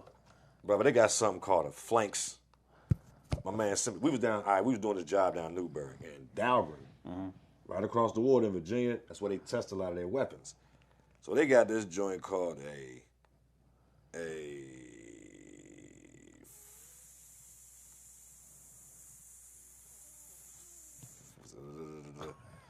flanks gun, a phalanx gun. Yeah. But what we was hearing was you would hear. That's what you would hear. Like it was a deep hum in the air. I went on YouTube and I looked up the gun. The joint shoots How many shells? 4,500 rounds of 20 millimeter shells per minute. 4,500 rounds per minute. is a high By the time you caliber. count to 60, Yeah. it'll hit you 4,500 times with 20 millimeter joints. I mean, well, it's probably more like that. It's still. But it's like a mutant Gatling machine. gun. Yeah, It's yeah, a that's mutant like Gatling a- gun. It's yeah. just a joint spinning. But mini the Yeah, was the yeah. hum of that joker. Just I was like, golly, I told my master, only the Most High can defend against that. Yeah, that's Anti-aircraft. Like if they see something, man, that joint is just destroying. Anything it hits is that's it's not- obliterating. men used to fight with their hands. With their man. hands, man. Sword, get you a That's sword and a what Pop stick. said. Pop said that on Friday. He's like, all we needed was this. All we did was these. Now y'all so quick up lose evil some. something, but you fight another But you fight. live. You live to fight another Live day. to fight another day. Now y'all so quick to pick up a gun. That's Man. what he said. Or nowadays, you got rocket launchers, RPGs, and M16s, and AKs, and SKs, and bruh. Our world, man. But that's the way of war. That's what our military is known for, our firepower. Firepower. That's why we're such a vicious threat in the world. And I'm just looking at our fleet. They're going to make 5 of these carriers. They got 5 of them. I can't remember the name. One's going to be called the John F. Kennedy. It's being worked on now down in Newport News somewhere or something. But, and we got other carriers. What I'm saying is, Joe, a lot of these other countries, they got like high cliffs surrounding the mainlands or whatever. Brother, if you look out over the water and for miles, you just see these monsters. Pretty intimidating. Slam it into, man, if you don't know. They'll launch at you from out there. From out there. They ain't got to come on shore. They ain't got to come on shore. Have to come on shore. But in order to take your land, they got to come on shore. Right. We got to come physically make our presence felt. We can scare the ish out of you to make you leave your cities and your town. No, we got to do is walk in and take we it. can decimate your fortifications from here and then come clean up the rubble after, which is what they... And send contractors over there to rebuild. Maybe contract some of your people. You know what I'm saying? Send Halliburton and Cheney over there. And you know what I'm saying, Northrop Grumman and all these other Boeing and all these other big companies and say, all right, we're gonna go rebuild that's the war. That's what war is. We're gonna destroy it so we can rebuild it and get some money off of it. Claim the land. Hey, so that's what's been going on since the beginning of war. Fighting over rock, man. Fighting over rock. Territory. With men, it's always been territory. You see that in animals, man. It's about territory, and it's still, and they got that from us. Fighting over territory. I was watching Talladega Nights earlier, right? And look, white girl talking to Ricky Bobby, right? They in the bar, trying to hype him up. She was like, a man takes what he wants. Yeah. I don't look at movies the same no more. Yeah. This white girl talking to this white dude. Yeah. Talking about a man takes what he wants. Right. I was telling my boss the other day, I was like, Joe, one thing about stealing is when you sneaky. You know what I'm saying? You trying to not to get caught and all this stuff. Thou shalt not steal. But the Most High used to tell his people, when you go down there and take what they got, pillage them, run through them, and take what they. Yeah. Hey, you not gonna somebody, look, bro, I'm coming to get that. Yeah. I'm just letting you know. I'm coming for that. Run through, don't leave nobody breathing. Take everything they got. They done watered us down. They done made us so scared of their penal system and their justice system and their police. But they ain't give us a spirit of fear. You know what I'm saying? I'm just waiting. It's serving dual purpose, man. I'm just waiting. We got soldiers, man. The enemy, Shaitan Santanel is attacking. So he's so terrified that we're going to recognize our true potential and literally tear his kingdom down, his spirit. Once we start praying properly, whatever's taking place in the physical has no effect. What happened to Stephen when they was about to stone him? Oh, man. He looked up, he looked straight up, and he saw straight into the throne room of the Most High. He gave him a rundown from Adam. Testified against him. That's why. Now, we don't know. They got more upset at him when he started calling the truth because they could not defend against it. Yep. And it said that, the scriptures said that they got so ravenous and so crazy, they became like animals. And that's when they picked, we got to shut him up because he's telling the truth. We got to shut him up. Start stoning him. We got to shut him up. So if ain't nobody, I said this to a lady at Pisgah about 4 years ago. I was like, if ain't nobody threatening us, if ain't nobody trying to kill us for this truth that we professing, then something ain't right. Because they shut up all the prophets. Silenced them, locked them up, killed them, persecuted them. Believers are still being, they tell us that they're Christians. Believers are still being persecuted around the world. Now, maybe because the delusion and the deception has been so well cultivated that there are a lot of genuine believers that wear the badge Christian. You know what I'm saying? Genuine believers. Yeah, there are those. Genuinely believing in God, not knowing that his name is Yah. Genuinely believing in Jesus, not knowing he's Yahushua. They genuinely believe, and the Most High is allowing them to be persecuted. You know what I'm saying? So they can at least have something under their belt. But these jokers is out here faking, preaching these feel-good sermons every Saturday, Sunday. Ain't nothing because you in pocket with the government anyway. Unfortunately, there are some ministers in that same position.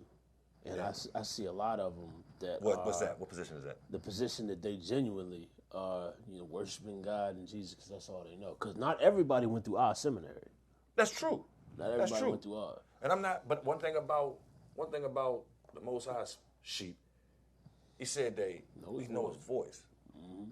So, what do you say? You gonna find me? Seek me with your whole heart. When you seek me, Then shall ye call upon me, and ye shall go and pray unto me, and I will hearken unto you, and ye shall seek me and find me when ye shall search for me with all your heart. Mm-hmm. I like how he said, ye shall call upon me, you shall go and pray unto me, and I will hearken unto you, and ye shall seek me and find. We used to play hide and seek. Right.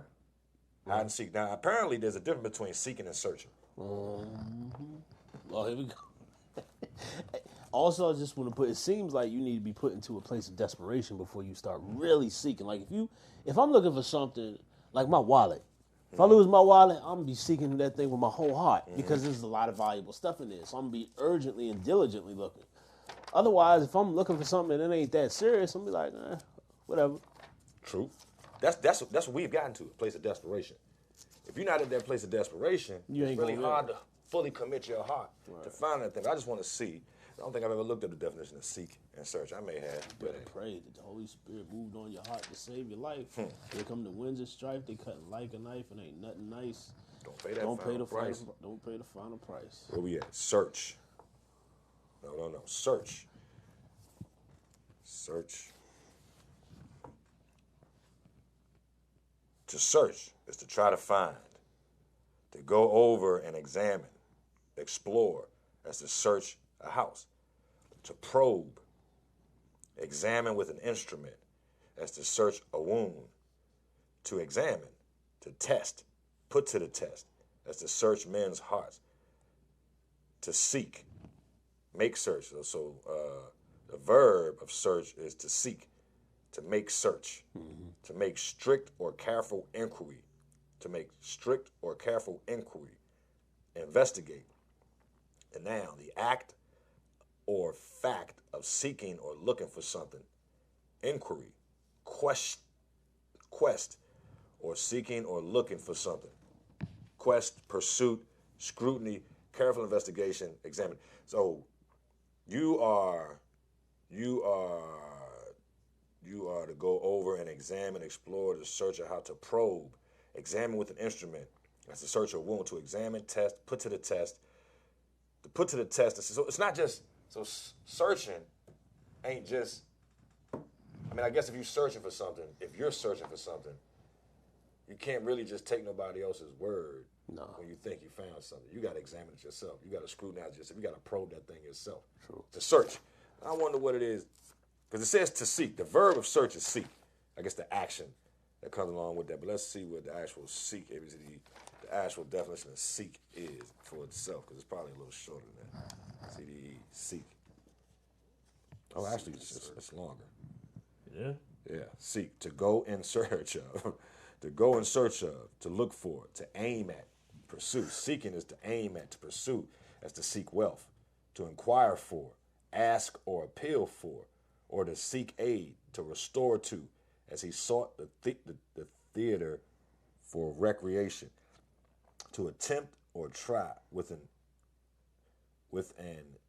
infinitive. To attempt or try with an infinitive, as he sought to undo the harm. Obsolete. To search, explore, to beseech, to entreat.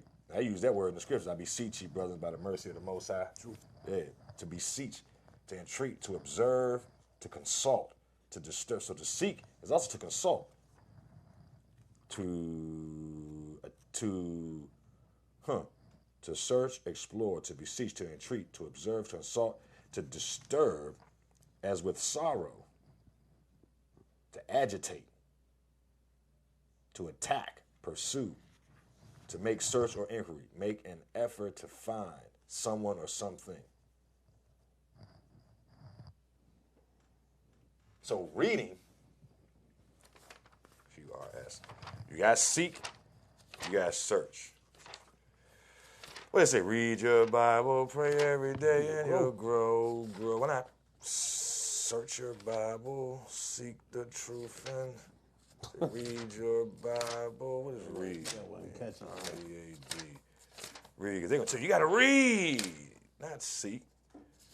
Not search, which we're instructed to do. They say read.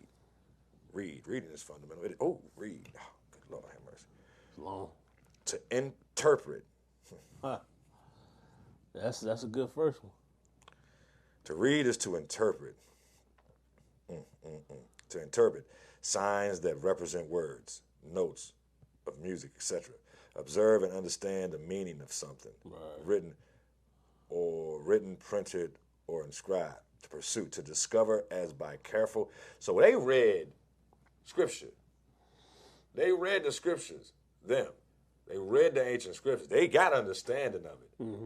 And they switched it up. That's why we got to seek. That's why the Most High said seek and search. Whenever there's a translation from other, because of the fact that we weren't there at the time they were doing it, there's no way for us to know their true intent. We don't know what was in their heart when they was doing it. Was it authentic to give people the actual truth? The Most High talked about that in Enoch. When we said when these people truthfully write down all my words, it's like first they're going to have a bunch of lies, they're going to say whatever they want to say, and they're going to write books about their words. But he's like, when they truthfully write down all my words and my laws and my statutes, then you shall know the truth. My theory, my Where did the joint say that at? my philosophy is, when Yahweh Shai told them that when he told them Pharisees that your house is left unto you desolate, when we read that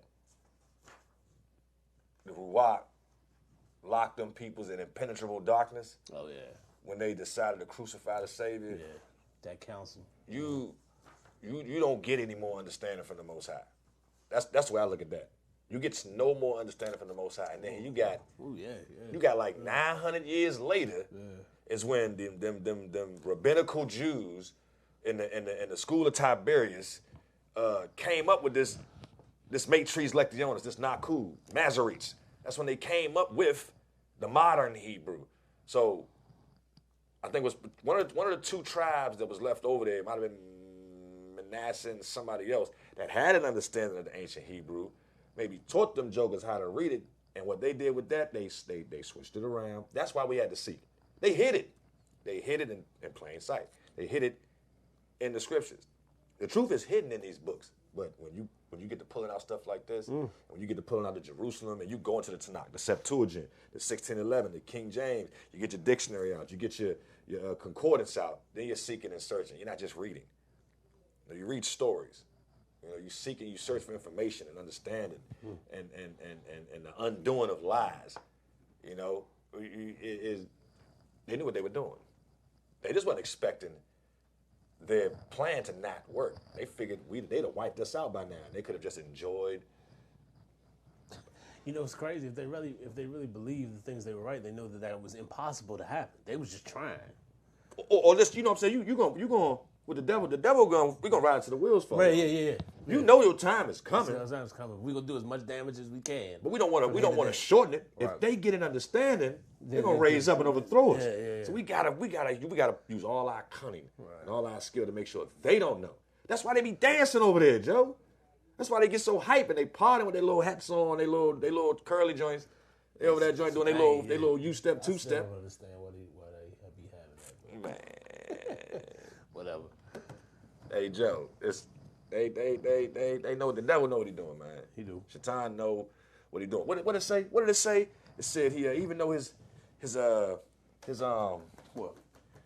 He retained his understanding of read that part. I think it's in the beginning. I think it's like 20. Yeah, it might be in the beginning. It might be in the beginning. I know a little bit more. He said, what did it say? He said we talked about it briefly. It was like what was he referring to? Oh, when the Most High told Adam, I think it might be after he said what he did, what the woman's purpose was.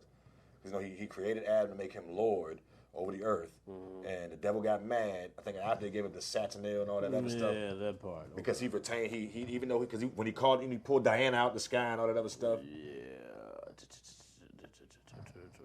I gotta get me one of them, man. Where are you? I know what you're talking about. I just gotta find it. It's in.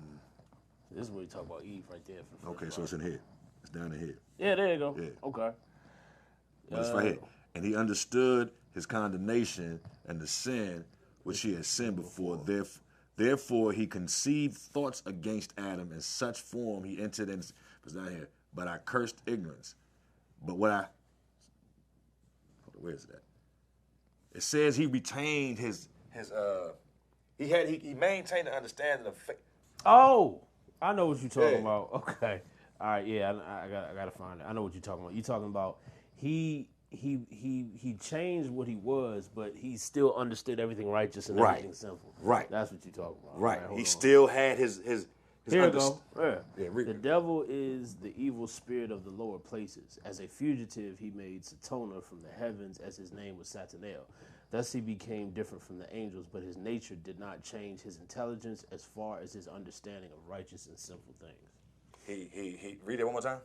The devil is the evil spirit of the lower places. As a fugitive, he made Satana from the heavens, as his name was Satanael.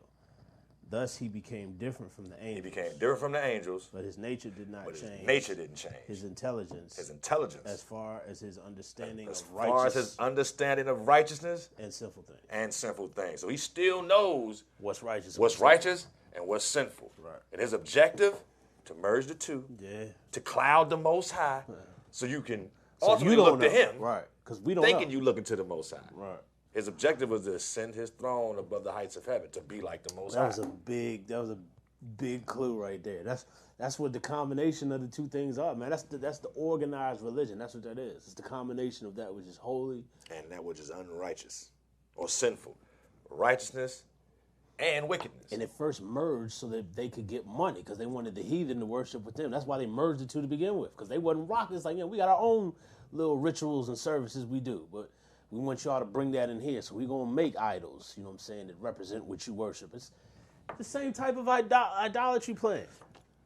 Same type. I doubt very seriously if the emperors of pagan Rome dressed the way that the Bishop of Rome dressed today. I think that's how them jokers dress. Because the Orthodox Jews dress like that. The two merged, the two systems merged. Yeah. Orthodox Judaism and pagan Romanism merged. And there was a righteousness in Orthodox Judaism until Yahweh said your house is left unto you desolate. Before that, he was just trying to wake their eye. They meant well. Look at the Maccabees. Look at the Macedonian Empire, Judas Maccabeus. They weren't like that then. They were zealous for the law. Right. They were very zealous for the law. Mm-hmm. They killed for the law, but they got ran through. Them Hellenists, they came in, they mingled, they did this, they mixed, they dabbled here and there, and they tainted it. Yeah. And by the time Yahweh came on the scene, at the fullness of time, he said, I did not come to destroy the law, but to give full meaning to it. Everybody talk about, the law was done away with on the cross. Who said that? Who said that? Where does the scripture say the law was done away with on the cross? Said that, man. Some man.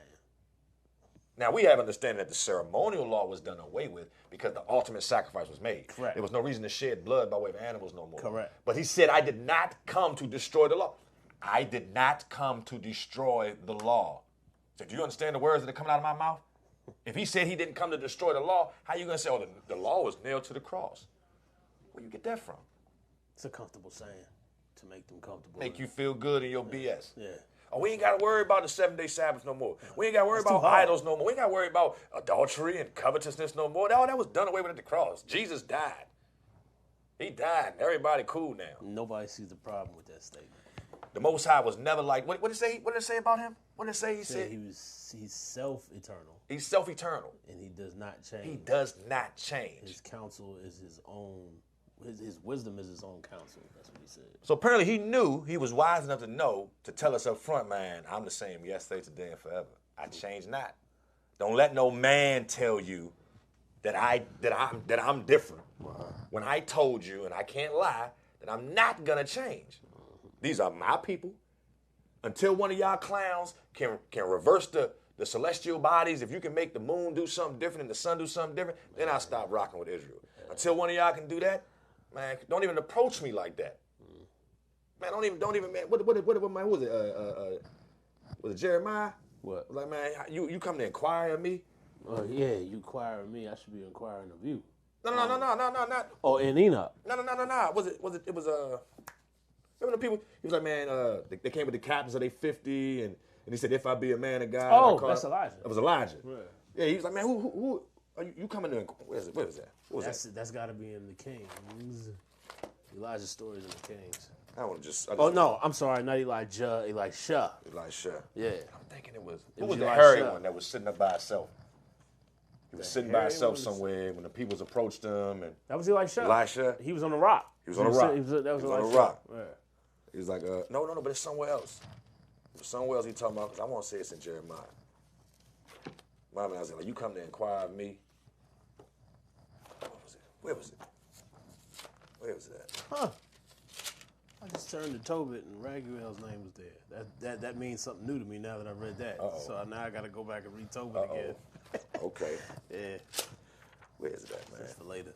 Except the other say that come and say, oh, here the heavens. I mean, I don't think it's Isaiah. Either way, because I don't want to get If we talking about Elisha, it's gonna be the Kings. the kings. Which king? That said, behold, I will bring evil upon the place. For Second Kings. Second The Kings. miracles of Elisha started chapter 2 when Elisha succeeds Elijah.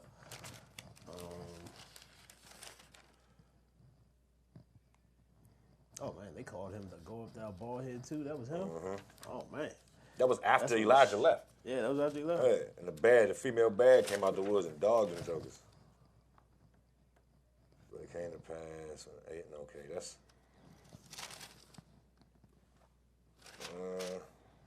I'm about to look it up because this is bothering me now. Because, If I be a man of Yah, but if something, what they said was, man, you come to inquire of me. You come to inquire like the most. I want to say it was Jeremiah, man. I want to say it was Jeremiah, but moreover the word and go and cry to the other kindness of you. They house enemy say that I would check for. So this day before Hilkiah came in the days of him all the words. Yeah, I plead, can't go and cry. They for man. oh wait a minute, here you go right here. Second Kings, first chapter, verse 11. The king sent a second captain of 50 to him, again with 50 men, and back up to 9. He then sent a captain of 50 soldiers with his contingent to Elijah, okay, my bad, whom they found sitting on top of a hill. The captain went up to him and said, man of God, man of Yahweh, the king says, come down. Elijah answered the captain and said, if I am a man of Yah, let fire come down from heaven and destroy both you and your 50 men. And fire came down from heaven and destroyed him and his 50 men. And the king sent a second captain of 50 to him, again with 50 men, and he too went up and said, man of Yah, this is the king's order, come down at once. Elijah answered, he said, if I am a man of Yah, let fire come down from heaven and destroy both you and your 50 men. And fire came down from heaven and destroyed him and his 50 men. Then the king sent a third. There's another 50. That's it. You talking about a different incident? Yeah, I'm talking about he was like, man, What as happened I after live, that? you shall not inquire of me.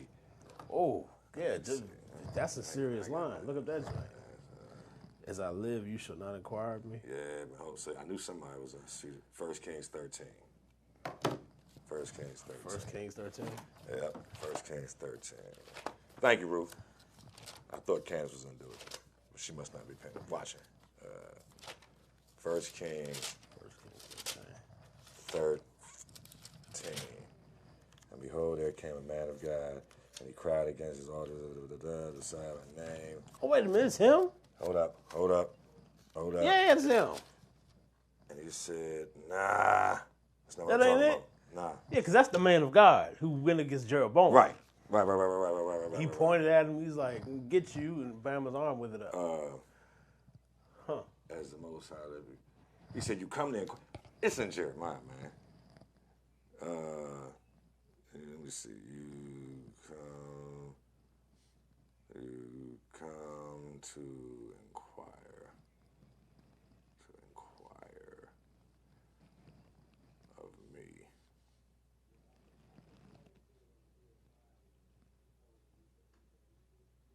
Let me see how good you are, Google.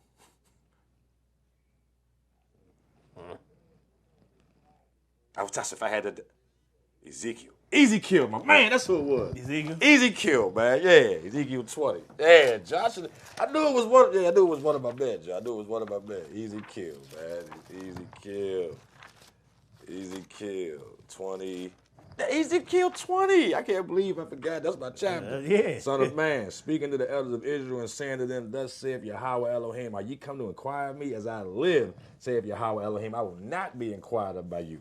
Wilt thou judge them, son of man? Wilt thou judge them? Cause them to know the abominations of their father. That's the verse. That's the one I was talking about. Okay. Yeah, he said, man, look, he said, son of man, speaking to the elders of Israel and saying to them, thus saith Yahweh, are ye come to inquire of me? As I live, saith Yahweh, I will not be inquired of by you. First of all, you don't even know what your fathers did to piss me off to begin with. And yet you coming at me? Thinking you, come on, Joe. Thinking you got some type of leverage. And then he goes into, oh, she said, look at verse 9. Was that 1 Kings 13:9? Well, I'm familiar with the man of God. That's my joint right there, too. That's because that talk about my man Josiah. That's prophesied about my man Josiah. That whole situation right there, verse 9. 1 Kings 13:9. For so was it charged me by the word of Yahweh, saying, eat no bread, nor drink water, nor turn again. Hold on. Look at verse 9. Was she talking about verse 9 of Ezekiel or that? 1 Kings 13. 1 Kings 13, verse 9. For so was it charged me by the word of Yahweh, saying, eat no bread, nor drink water. Well, that's verse 9. Or maybe it's Ezekiel 29. I'm not sure. It says 1 Kings, it says, look at verse 9. Well, you in Ezekiel 20? Yeah. What verse 9 say? But respect for my own name kept me from allowing it to be profaned in the opinion of the nations among whom they were living. That may be what she was talking about. For I had given them my word that in the sight of those nations I would lead my people out of the land of Egypt. Ezekiel 29. But I wrought for my name's sake that it should not be polluted before the heathen among whom they were, in whose sight I made myself known unto them, and bringing them forth out of the land of Egypt. I'm not sure if that's what you were referring to, Ruth, but all them joints where he say he brought 9, 14, 44, 22, he mentioned he wrought for his name's sake, for his name's sake, for his name's sake, his namesake. What's namesake mean? LMNOPQR, namesake. My definition would be the exact reverse of how that's worded. The namesake for the sake of your name. Yeah, for the sake of my name. I just want to read it. LMNO, namesake. Namesake. For his name. I mean, Israel was his namesake. Israel was his namesake. Namesake. One having the same name as another. One called after another. They were called Yahudim. True. They were his namesake. For his namesake, he wrought for his namesake. For his people, basically. It wasn't so much, if we look at it literally, he did it for his name's sake. But he did it for his namesake. Got you. Right? Isn't that what it says? Namesake? Yeah. It says, actually it says my name's sake. Oh, so it does say that. But I wrote namesake for some reason in capital letters. Yeah, you did. 4 times. I put namesake. But it says names. It wasn't saying that. Ezekiel 20. Ezekiel 20. Ezekiel 20. I got my Septuagint. It's in the truck.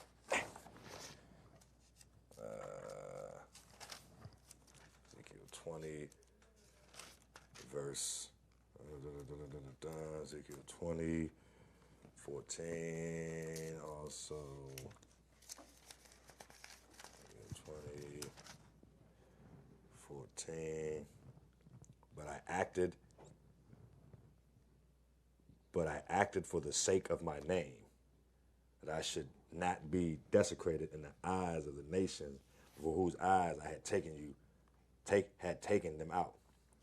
I also raised my hand in an oath against them in the wilderness, not to bring them into the land that I had given them. That was against his said for my name, but I acted for the sake of my name. For the sake of I still got that meaning for the sake of my name. Yeah, I look at it like the whole of Israel carried the name of the Most High. And the remnant of the ones that were brought out of Egypt, he knew was going to be the ones to make it in. So he did what he did for them, not for them jokers that was doing all the murmuring and complaining, who was still a part of his namesake. True. But he did it for the ones. He did it for Joshua and Caleb and his crew. He did it for our generation, the fourth generation. The ones who stayed loyal. The ones who stayed loyal. The ones who he knew was going to actually make a move. Them jokers, they may have been wondering by the time Josh, because I don't know if Joshua and Caleb may have been little kids when they left Egypt. Because they was in the wilderness for how many years? He was in that joint for a minute, for like 40. Was it 40 years? 40, yeah. So if they were kids, or say, matter of fact, They had to be kids. Could have been like just could have been teenagers. Yeah. I wonder how old they were when they made their move, or when they made their switch. True. Yeah. We don't, You know what I'm saying? But if they had been watching, say they grew up like we grew up, and they was in the scriptures, they were trying to figure out. Joshua, I believe Caleb was his man, but Joshua, remember that verse He that was said underneath Joshua? Moses. Yeah, but remember what that verse that said Joshua stayed out by the tent of meeting Yeah. when Moses came back? Yeah. His whole mindset and devotion was, man, wherever the Most High at, I want to be there. He needed to understand that man's movements. This dude right here was sent by the Most High. True. This dude. Now, we've been here. They probably had church services. I'm pretty sure they had pastors. Moses was gone for a minute. But a lot of their rituals and a lot of their ways have become pagan. I don't even know if they knew who the Most High was by name anymore. I think that's why Moses asked him, who should I tell him sent me? He's like, tell him I am sent you. Oh, when they were in Egypt, yeah. when they was in Egypt. They definitely forgot. That's why the first 3 plagues hit them too. Man, They forgot. There was some kids, bruh. There was some kids that was curious as to what this thing is all about. I know I was one of them kids. I wanted to know about this as a child. I was intrigued by this. By one particular pastor, Pastor Hayden. I wanted to be like Pastor Hayden. I wanted to be able to take these scriptures and make them come to life in church. That's what he did. He used stuff in church. That man had a bowl on the pulpit one time, and some of them ones, it was looking like, man, this nigga in the sanctuary got food in the same, man. He was cracking eggs, threw some flour in the bowl. He was talking about what the Most High be doing. He put a loaf of bread out from underneath the joint. He was talking about, I'm up top of the joint like, man, this dude getting it in down here, man. Yeah. I think I was about like 7, 8, 9, somewhere around there, but it was attention grabbing. This stuff is exciting. These stories are meaningful. They will change your life if you let the Ruach take a hold of you and show you what he's talking about. Granted, whatever that is over there, whatever he got going on, and anybody else in that generation, that's on them. I'm not even tripping off that. But I know what it did for me. You know what I'm saying? That made me be able to go sneak into enemy territory and look at it. Even though they giants and these situations look real big, man, we can take them. Oh yeah, clearly. If he with us, we ain't got nothing to fear at all. If y'all be for us, who can be against us? Who can be against us, man? You know what I'm saying? So I commend Joshua and Caleb for having the nads to Man, they the only ones that came back with a positive report. only ones. Everybody else was was scared. like, nah, man. We like grasshoppers, We them like, dudes. yeah, them jokers too big. Man. And look at the opposition against us. Who can you got this dude Byron Allen about to go up against Comcast and NBC are in a conglomerate now, and some other business. So that's a monster. That's a monster corporation. You know what I'm saying? You got this one little dude, this Caleb. You know what I'm saying? I don't know it's Joshua. I don't know who his Caleb is. You know what I'm saying? But let the Most High get his hands on, bro. Get his mind. You know what I'm saying? Get his understanding. Oh my goodness. Comcast ain't got nothing coming. They trying to take us back to 1865. Joe. Yeah, man. They trying to take us back to 1865. This week is going to be an interesting week because it happens 13th? this week. Yes, this week. Today is the 10th? Today's the 10th. My nephew's birthday tomorrow. So that would be tomorrow's the 11th. That's Wednesday. Monday. That's Wednesday. Thursday is Wednesday. I mean 13th is Wednesday. That's what I meant to say. Huh. Wednesday. I'm gonna have to make my way downtown. Pay attention, man. We all got to pay Wait, attention. because it's funny. It's funny the Most High just had. Oh wow, this is crazy. I love it. I remember me telling you I met the white boy Joseph. The Most High just had me standing there staring at the Supreme Court for about 20 minutes, looking at the imagery along the edifice. Well, actually, there's a name for it. I forgot the name. There's a name for it. It's a name for it. I want to say Carthage, but I don't think that's right. But either way, I analyzed that joint. People was looking at me. A couple people stopped and looked up with me. Like I actually, I was just getting a breakdown of the picture that was there. But if nothing else, we got to be praying for that man in that situation. We speaking about, if you want to know more about Byron Allen, the situation we talking about, go on YouTube and look up his Breakfast Club interview that just happened recently. That joint got 1 million views right now, so it should pop up like at the top of the list. It happened within the month, so you look within the month, it'll come up. Man, we as always, coming in here with no game plan and letting the Ruach do his thing. I think all of our minds need to be cleared, period, or fortified, if not cleared. You gotta see, you close your eyes, all you see is a vast space of dark. I feel like, you don't really see what's really going on until you close your eyes, because this ain't necessarily real. When you close your eyes, you connect with the Most High. He can show you something on the back of your eyelid. It's like a vicious plasma screen TV, you know what I'm saying? The big screen, because everything gets black. You know what I'm saying? You just gotta know that he there. You gotta know that he got your back. You gotta know that he wants to think thoughts to you, thoughts of good and not of evil. If your mind is being harassed by the enemy, by Hashatan, spit scripture to him. You know what I'm saying? Find, maybe we gotta come up with a list of some jab scriptures. You know what I'm saying? What a person could use to fight back, if nothing else. You know what I'm saying? It's no weapon formed against you will prosper is one. I'm not exactly sure where's in it. You know what? Philippians. Yeah, this in one of the Is it Philippians 4:13? That's I can do all things. No, that's not that one. Yeah, it's to one of the letters. I can't remember where it's from. Let me just shoot that real quick. Let me find no weapon. Yeah, should know that. That should pop up like right. Yeah, no weapon formed against me. Look, no wood.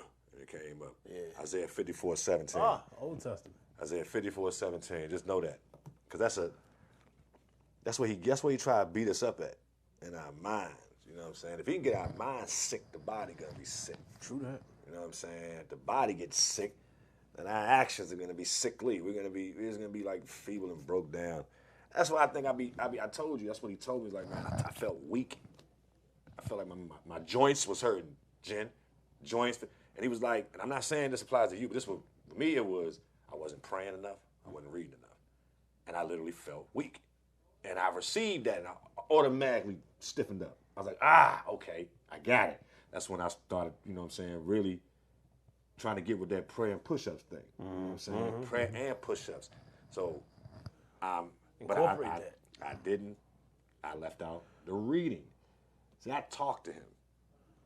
I need this.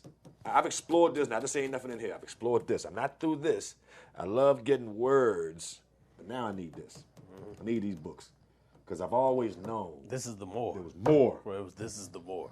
I've always known there was more. This is the more. This. You see that? Ultimate Apocrypha Collection. A complete collection of the Apocrypha. Pseudo-Epigrapha. Big Stony Mask. Yeah. Pseudo-Pigrapha. And Deuterocanical books. Look, it's got everything in it. Yeah. It's got everything. And Thanksgiving coming up too. You want all that food. You want all that turkey and that ham and them greens and that stuffing and them. Yeah, get this. Eat this. Eat that for Thanksgiving. Deuterocanonical. Deuterocanonical. That's a lot of syllables, bro. Pseudo-pedagraphic. Pseudo-pigrapher. Yeah. It's in there. Like ragu. Right. It's all in there. You know what I'm saying? I just made some chili with some ragu. Yeah, that's what's tastes up. pretty flipping good. Yeah, that's what's up. You know, but man.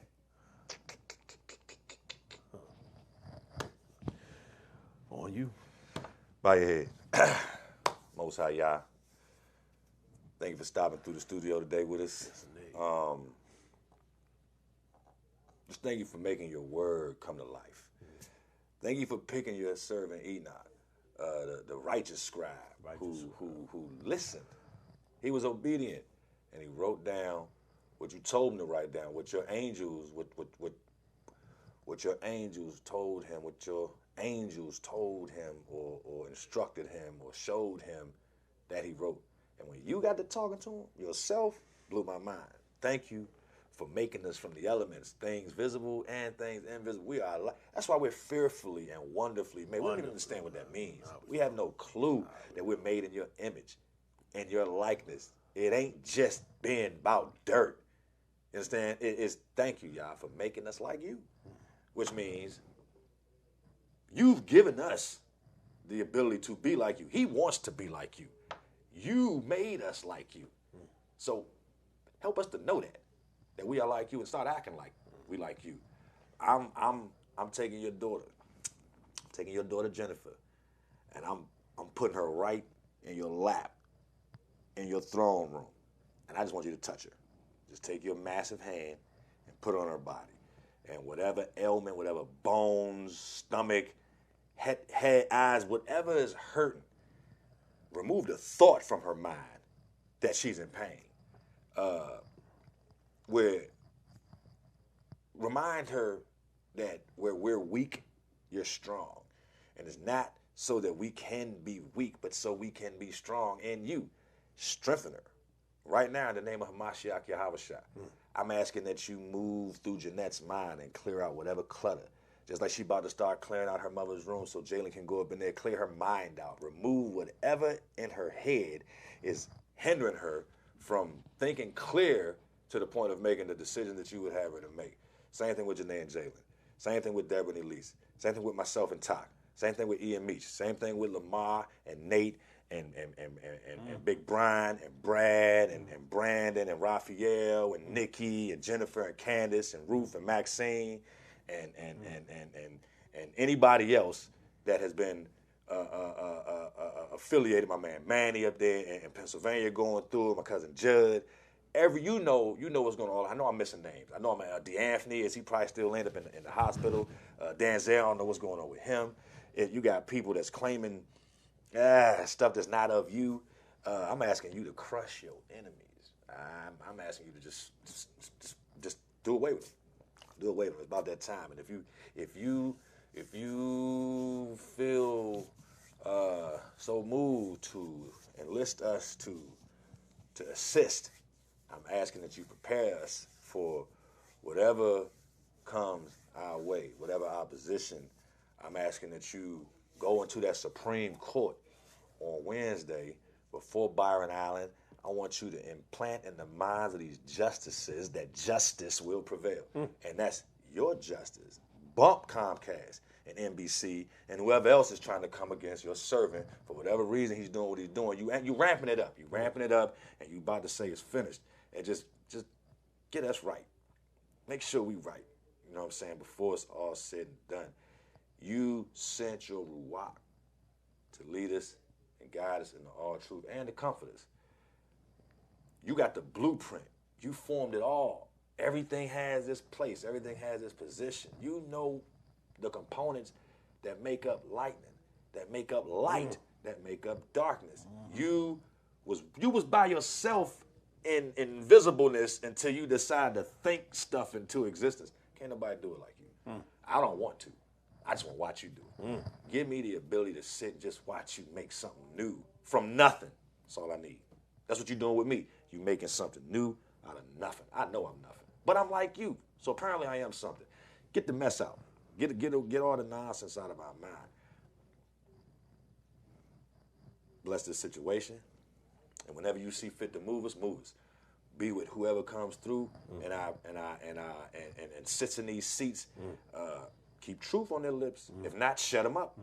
Silence all lies. Remove all authority from the lips of those who bang the strong delusion. I don't care who they are.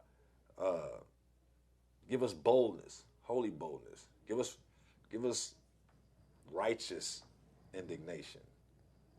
Son of man, wilt thou judge them? Wilt thou judge them? Cause them to see the abomination of their father. That's what you told us to do. You told us cry to the approach the elders of Israel and ask, man, how you gonna question the Most High? You know what I'm saying? And you following in the same footsteps of your fathers, doing these abominations, serving these false gods and these idols, and praying to these false gods and these idols. Just remove the fog, pull the fog back, roll back the clouds. That girl in that video said she saw fog moving back, and your people were waking up. Thank you for sounding that alarm. Thank you for not letting us hit the snooze button that too many times, and that hour turn, and we were still laying in the bed. Thank you for at least having us sitting up now. Get us on our feet. Get us in push-up and prayer position, and plank position. Strengthen our core, and our minds, and our back so we can carry the weight that's going to be on us as we move forward. It's going to get heavy. It's not going to get lighter. Thank you for the challenges. Thank you for the struggles. Thank you for the persecution that we go through. Thank you for the blessings that are in the midst of the persecution. We all need money. We all need money. We need I'm broke as a joke, but I know you got my back. You always do. You've sustained me for 39 years, and I know you're not going to stop doing it now. So forgive us for our iniquities. Forgive us for all our iniquities, all the nonsense. You know what we do. And help us to see that we really are standing in the way of our blessings. You standing right there with an arm full of real gifts, not that Santa crap, not that nonsense that Satan bring once a year on December 25th, the winter solstice. Everybody want to talk about Christmas and the birth of Jesus. That's BS. That's nonsense. You know it is, y'all. Stamp it in the minds of the people that's pushing this lie. Shut it up. It means nothing. And give us the ability, the bonus to call it out. I know where we're going. I know where we're going. And get everybody else ready. Thank you for your love. Thank you for your mercy. And save us in your kingdom when you come. This is my prayer. In Mashiach Yahweh's name. Amen. Amen. Yo, this has been Real Talk 101 on a Sunday afternoon. And until next week, may y'all bless and keep you. See truth, not tradition.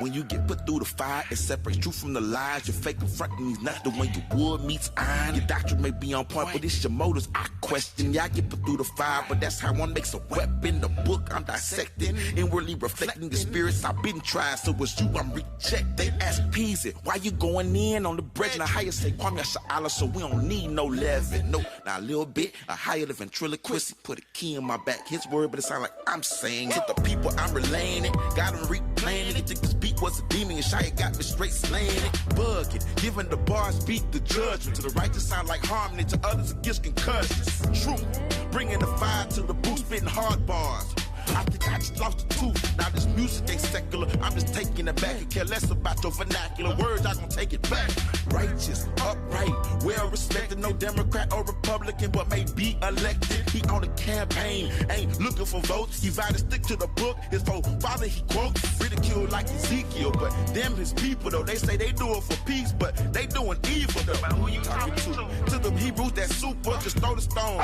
Yeah, there goes Super Dave, short for David.